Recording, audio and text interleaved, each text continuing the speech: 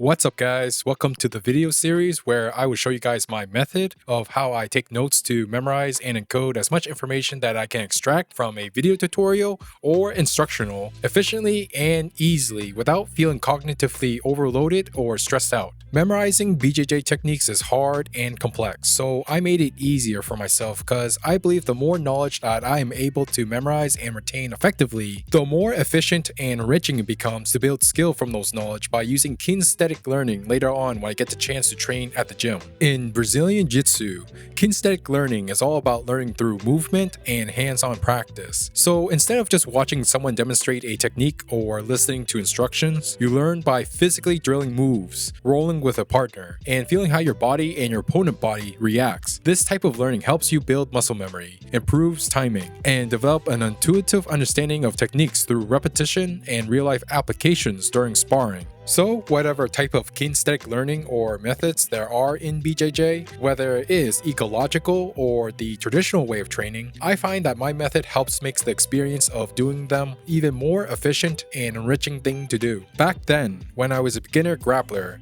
doing Brazilian Jiu-Jitsu every time was a constant struggle to do because I had constant memory problems. So I at least want to get over that bad type of struggle of always forgetting and having memory fog when it comes to learning BJJ techniques, and instead start having a more good type of struggle of being able to reach to a point of having enough foundational knowledge built to work with to actually have fun and improve from my struggles that I may face on the mats. I believe acquiring knowledge is the first step to developing skill. The second step is knowledge with practice comes skill, and I use my method to help me build my knowledge faster and easier so that I can have more time, energy, and enjoyment to put to practice to develop the skill more efficiently for myself. Do not misunderstand. My premise isn't that you have to consciously recall every technique in a step-by-step way while rolling. My overall goal is to strengthen pattern recognition by reinforcing the structure of techniques off the mats so that when I am in live training, I can recognize options faster and adapt more fluidly. Overall, think of it like learning a language. Immersion is key, but having a structured way to remember the vocabulary makes speaking and adapting in real conversations easier. I am hoping my method helps practitioners retain techniques more effectively so that they can spend more time and energy on execution rather than struggling to remember. To get the full detail of everything about my method, I have a 4-hour video explaining everything about it, my reasons for making it, how it works, and all about the methods that I use and combine together to create this one method to memorize Brazilian Jiu-Jitsu techniques easy and convenient. So check it out. But if you are too lazy to watch a 4-hour video, YouTube has this really amazing AEST tool that you can click under the 4-hour video and ask anything about my method. It does a great job of compiling all the research and information that I put into that video to answer any questions you may have about my method. So I encourage you to try it out, ask why the method was created or how it works, and the AI will answer back. But overall, I consider my method to be a study tool that I use to memorize techniques anywhere and anytime I want, without needing to drill or show up to my gym. Show me a technique and I'll show you guys how I memorize it. For this video series, I will be checking out a tutorial or instructional that I find interesting and will try to memorize everything I can from it. To begin,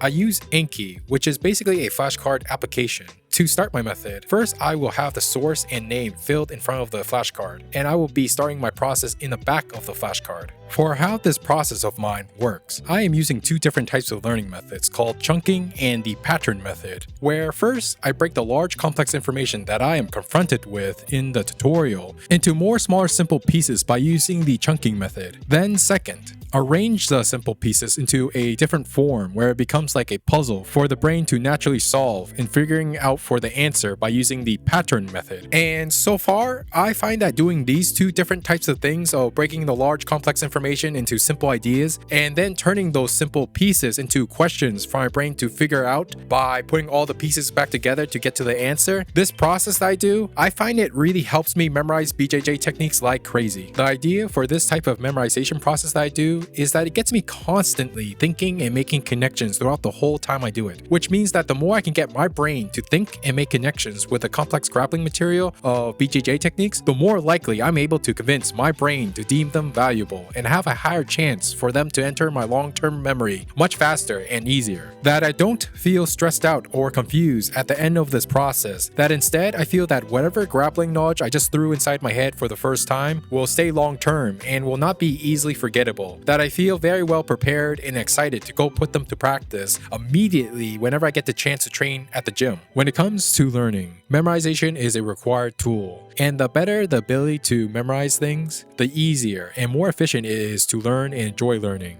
With this memorization method of mine, I believe being able to memorize things easier is an advantage, because the more easier and quicker I can memorize a technique, the better time I will have in drilling techniques with a partner or make it easier for higher belts to help me improve more effectively. It really saves me a lot of time and hassle in my BJJ training and progress.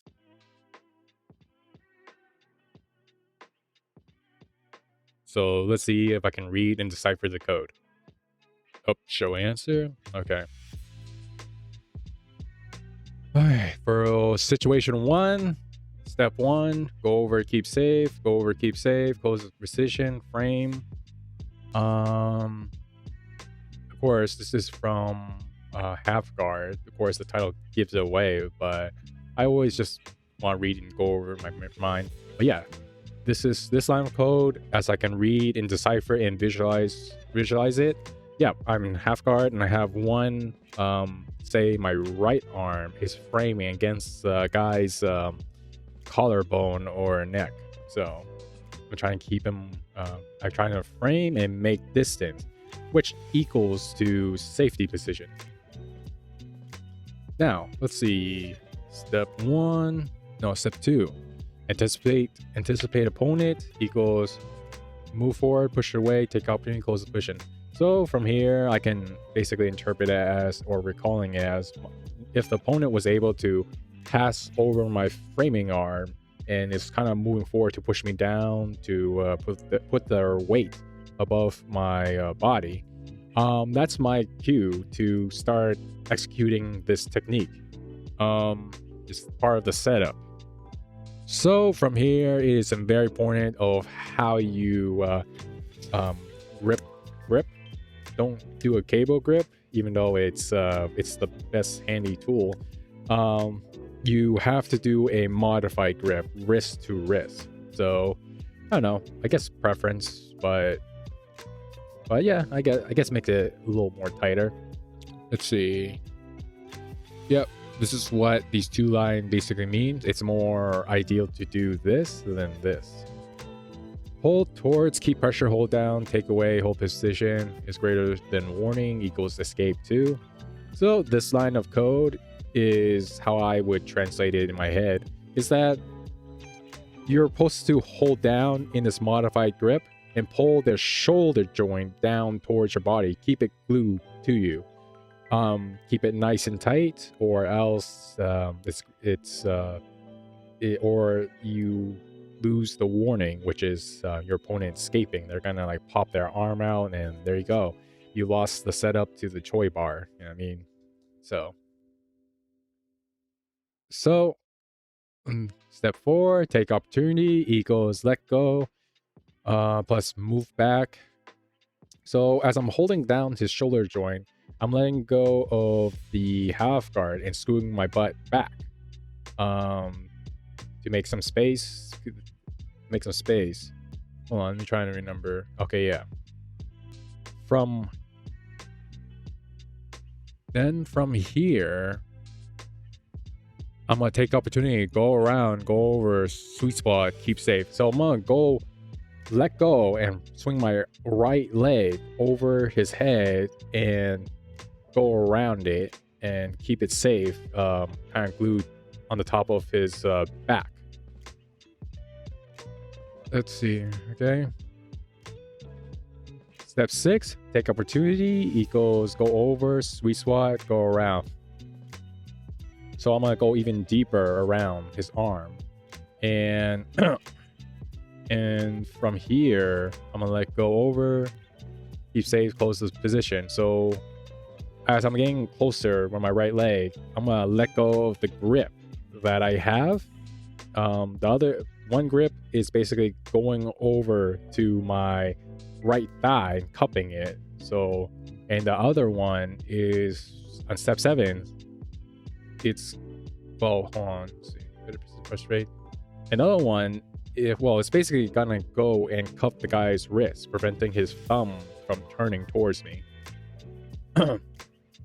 But anyway, step 7 is gonna go under. So this is when your right leg is gonna go all the way under past his belly towards the other side to his hips, and you're gonna keep it safe, lock it there.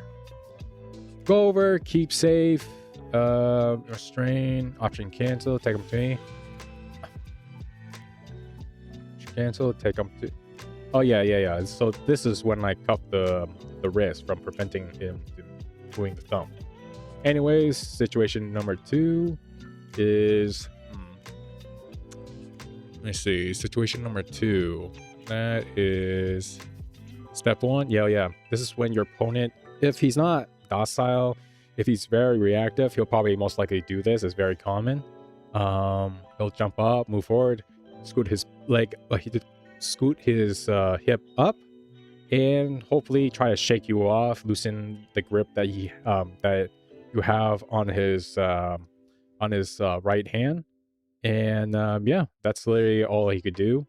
And if he's successful, then yeah, he might escape. But as long as you keep everything secure, tight, and pretty much secure, then yeah, less likely chance, and you can still finish off the Choi bar from there.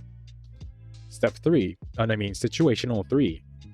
This is when he is what is he doing? Situation 3. Oh yeah, this is when your opponent decides to roll over, and they think that would be the appropriate way to shake you off or somehow escape. But no, from here, as long as you kind of like predict what he's going to do, he's going to roll over, and you're just going to go to the traditional position of an armbar. Right leg over his chest, other one is over his face. You lock your knees together, hips are close in the back of his triceps, nice and tight, and then just finish the armbar like the traditional way. So when I look at this, I'm pretty confident that I was able to recall the information. I had no trouble, and it just literally sinks into my long-term memory, and I can feel the pattern method doing its work. But anyways, it was a good card. It'll come back in 3 days later. So I'm gonna press good. There you go. I am basically finished off with this deck. But now, since I finished